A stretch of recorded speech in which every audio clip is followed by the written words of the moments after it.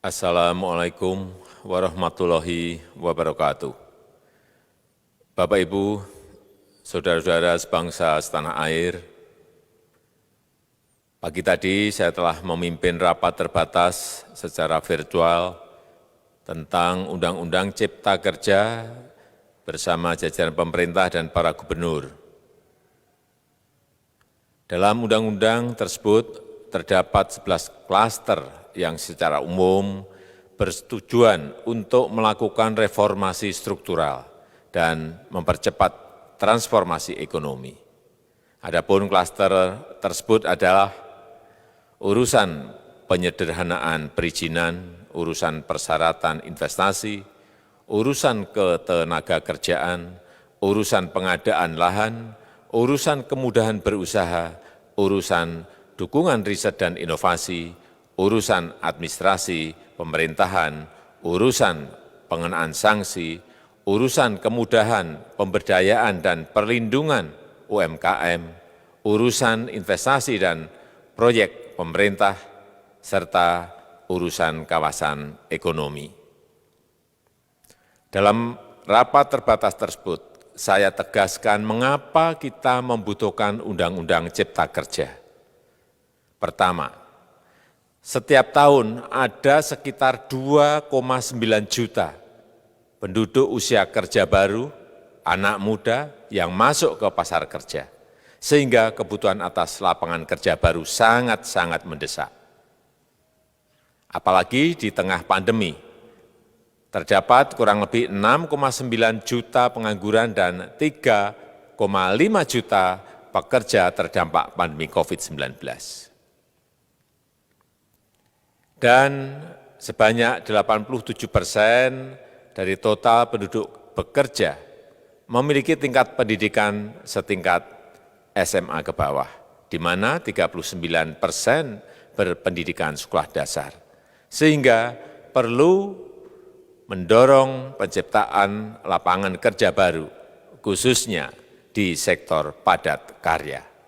Jadi, Undang-Undang Cipta Kerja bertujuan untuk menyediakan lapangan kerja sebanyak-banyaknya bagi para pencari kerja serta para pengangguran. Kedua, dengan Undang-Undang Cipta Kerja akan memudahkan masyarakat, khususnya usaha mikro kecil, untuk membuka usaha baru.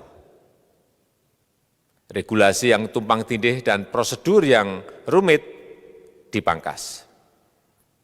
Perizinan usaha untuk usaha mikro kecil (UMK) tidak diperlukan lagi, hanya pendaftaran saja. Sangat simpel. Pembentukan PT atau perseroan terbatas juga dipermudah. Tidak ada lagi pembatasan modal minimum. Pembentukan koperasi juga dipermudah. Jumlahnya hanya 9 orang saja. Koperasi sudah bisa dibentuk. Kita harapkan akan semakin banyak koperasi-koperasi di tanah air. UMK, usaha mikro kecil yang bergerak di sektor makanan dan minuman, sertifikasi halalnya dibiayai pemerintah, artinya gratis. Izin kapal nelayan penangkap ikan misalnya, hanya ke unit kerja Kementerian KKP saja. Kalau sebelumnya harus mengajukan ke Kementerian KKP, Kementerian Perhubungan, dan instansi-instansi yang lain. Sekarang ini cukup dari unit di Kementerian KKP saja. Ketiga, Undang-Undang Cipta Kerja ini akan mendukung upaya pencegahan dan pemberantasan korupsi. Ini jelas karena dengan menyederhanakan, dengan memotong, dengan mengintegrasikan ke dalam sistem perizinan secara elektronik, maka pungutan liar, pungli dapat dihilangkan. Namun, saya melihat adanya unjuk rasa penolakan Undang-Undang Cipta Kerja yang pada dasarnya dilatar belakangi oleh disinformasi mengenai substansi dari undang-undang ini dan hoax di media sosial. Saya ambil contoh, ada informasi yang menyebut tentang penghapusan UMP, upah minimum provinsi, UMK, upah minimum kota kabupaten, UMSP, upah minimum sektoral provinsi. Hal ini tidak benar, karena faktanya upah minimum regional, UMR, tetap ada. Ada juga yang menyebutkan bahwa upah minimum dihitung per jam. Ini juga tidak benar. Tidak ada perubahan dengan sistem yang sekarang. Upah bisa dihitung berdasarkan waktu dan berdasarkan hasil. Kemudian adanya kabar yang menyebutkan bahwa semua cuti sakit, cuti kawinan, cuti khitanan, cuti baptis, cuti kematian, cuti melahirkan, dihapuskan. Dan tidak ada kompensasinya. Saya tegaskan juga ini tidak benar. Hak cuti tetap ada dan dijamin. Kemudian apakah perusahaan bisa mem-PHK kapanpun secara sepihak? Ini juga tidak benar. Yang benar, perusahaan tidak bisa me-PHK secara sepihak. Kemudian juga pertanyaan mengenai benarkah jaminan sosial dan kesejahteraan lainnya hilang. Yang benar, jaminan sosial tetap ada. Yang juga sering diberitakan tidak benar adalah mengenai dihapusnya AMDAL, analisis mengenai dampak lingkungan. Itu juga tidak benar. AMDAL tetap ada. Bagi industri besar harus studi AMDAL yang ketat. Tetapi bagi UMKM lebih ditekankan pada pendampingan dan pengawasan. Ada juga berita mengenai Undang-Undang Cipta Kerja ini mendorong komersialisasi pendidikan. Ini juga tidak benar. Karena yang diatur hanyalah pendidikan formal di kawasan ekonomi khusus, di KEK. Sedangkan perizinan pendidikan tidak diatur di dalam Undang-Undang Cipta Kerja ini. Apalagi perizinan untuk pendidikan di pondok pesantren.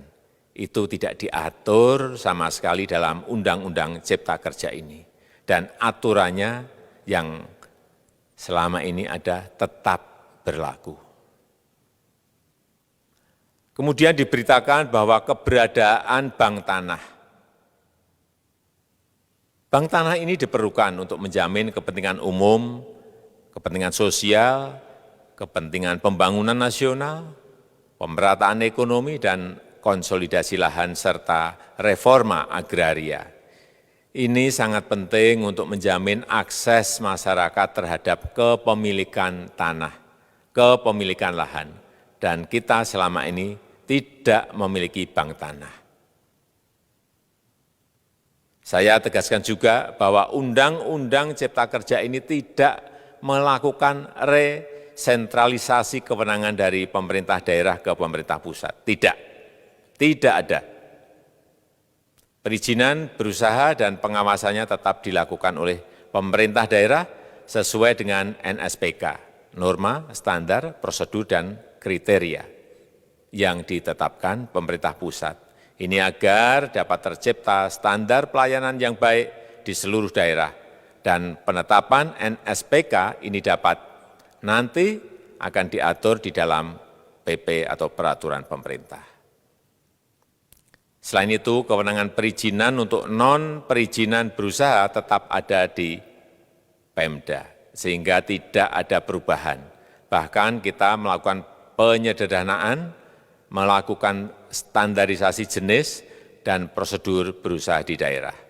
Dan perizinan berusaha di daerah diberikan batas waktu. Ini yang penting di sini. Jadi ada service level of agreement. Permohonan perizinan dianggap disetujui bila batas waktu telah terlewati. Saya perlu tegaskan pula bahwa Undang-Undang Cipta Kerja ini memerlukan banyak sekali peraturan pemerintah atau PP dan peraturan presiden atau Perpres. Jadi setelah ini akan muncul PP dan Perpres yang akan kita selesaikan paling lambat 3 bulan setelah diundangkan. Kita pemerintah membuka dan mengundang masukan-masukan dari masyarakat dan masih terbuka usulan-usulan dan masukan dari daerah-daerah. Pemerintah berkeyakinan melalui Undang-Undang Cipta Kerja ini jutaan pekerja dapat memperbaiki kehidupannya dan juga penghidupan bagi keluarga mereka. Dan kalau masih ada, jika masih ada ketidakpuasan terhadap Undang-Undang Cipta Kerja ini, silahkan mengajukan uji materi atau judicial review melalui MK, Mahkamah Konstitusi. Sistem ketatanegaraan kita memang mengatakan seperti itu. Jadi, kalau masih ada yang tidak puas dan menolak, silahkan diajukan uji materi ke MK. Saya rasa itu yang bisa saya sampaikan pada kesempatan yang baik ini. Terima kasih. Wassalamualaikum warahmatullahi wabarakatuh.